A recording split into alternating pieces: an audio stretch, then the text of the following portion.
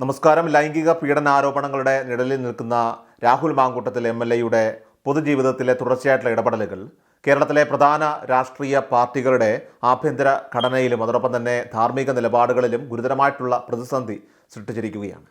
Party നേതൃത്വങ്ങളുടെ ഔദ്യോഗിക നിലപാടുകൾക്ക് വിരുദ്ധമായി പ്രാദേശിക നേതാക്കൾ തന്നെ പൊതുവേദികളിൽ MLA-യോടൊപ്പം പ്രത്യക്ഷപ്പെടുന്ന സാഹചര്യം ഇപ്പോൾ ഉടലെടുക്കുകയാണ്. ഉയർന്നു വരുന്ന ധാർമ്മിക ചോദ്യങ്ങളെ രാഷ്ട്രീയ താൽപ്പര്യങ്ങൾ മറികടക്കുന്നതിൻ്റെ സൂചനയായിട്ട് വിലയിരുത്തപ്പെടുന്നു.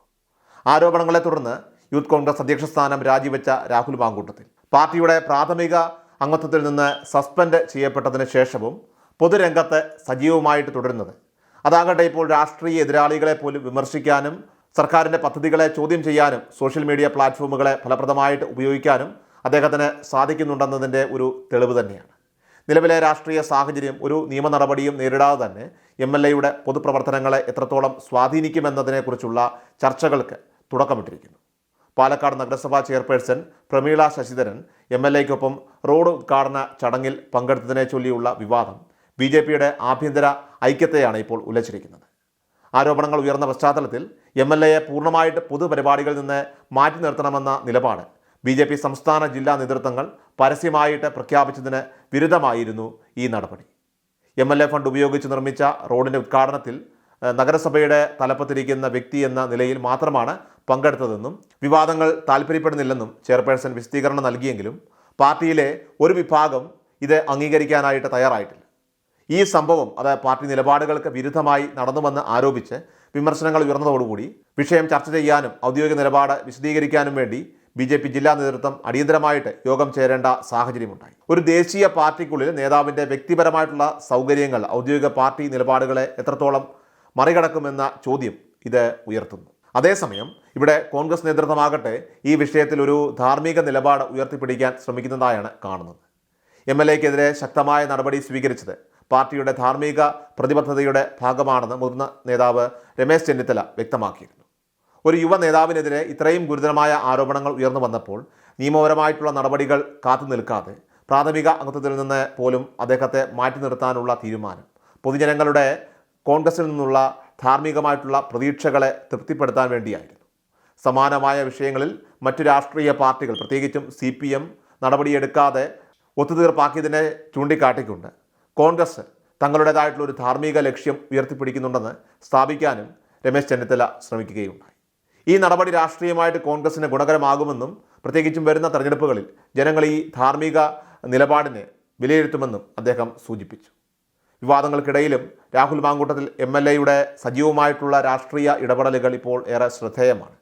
റീൽസ് രാഷ്ട്രീയം എന്ന് വിളിക്കപ്പെടുന്ന രീതിയിൽ സോഷ്യൽ മീഡിയയെ ഉപയോഗിച്ച് അദ്ദേഹം രാഷ്ട്രീയ വിമർശനങ്ങളിൽ ഏർപ്പെടുന്നത് തുടരുകയാണ്.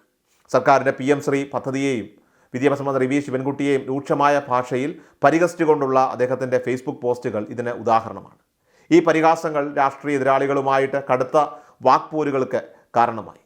മന്ത്രി ശിവൻകുട്ടി പോലും MLA-ക്കെതിരായ ആരോപണങ്ങൾ ഓർമ്മിപ്പിച്ചുകൊണ്ട് മറുപടി നൽകുകയുണ്ടായി. വധഭീഷണിയുടെയും അതോടൊപ്പം തന്നെ നിർബന്ധിത ഗർഭചിത്രത്തിൻ്റെയും ഒക്കെ തന്നെ ഓഡിയോ സന്ദേശങ്ങൾ അത് പുറത്തു വന്നിട്ടും അവയെ തള്ളിക്കളഞ്ഞും എന്നാൽ നേരിട്ട് പ്രതികരിക്കാതിരുന്നും അദ്ദേഹം പൊതുരംഗത്ത് നിലനിന്നു.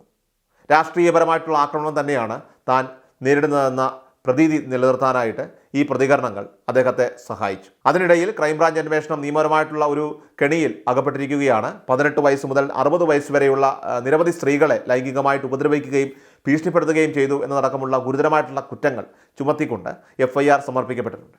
എന്നാൽ ഈ 55 ദിവസത്തിലധികം നീണ്ട അന്വേഷണത്തിന് ശേഷവും പരാതിക്കാരികളെ കണ്ടെത്താനോ അല്ലെങ്കിൽ അവരുടെ മൊഴികൾ രേഖപ്പെടുത്താനോ കഴിഞ്ഞിട്ടില്ല. ആദ്യം ആരോപണം ഉന്നയിച്ച യുവനടി, അതോടൊപ്പം തന്നെ ട്രാൻസ്ജെൻഡർ യുവതി, ഓഡിയോ സന്ദേശങ്ങളിലെ യുവതി എന്നിവരുൾപ്പെടെയുള്ള ആരും തന്നെ പോലീസിൽ നേരിട്ട് പരാതി നൽകാൻ തയ്യാറായിട്ടില്ല.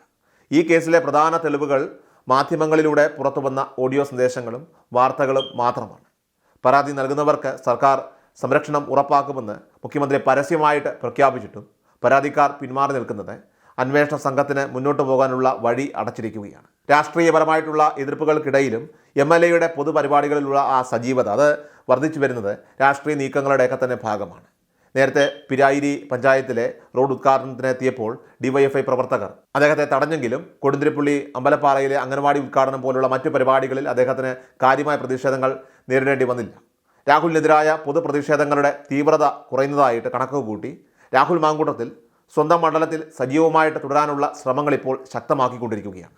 നിയമപരമായിട്ടുള്ള നടപടികളുടെ അഭാവവും അതോടൊപ്പം തന്നെ രാഷ്ട്രീയ നേതൃത്വത്തിൻ്റെ സസ്പെൻഷൻ നടപടികൾ പോലും തൻ്റെ നിയമസഭാ സ്ഥാനത്തിന് ബാധകമല്ലെന്ന തിരിച്ചറിവും അത് MLAയെ കൂടുതൽ ധൈര്യശാലിയാക്കുകയാണ്.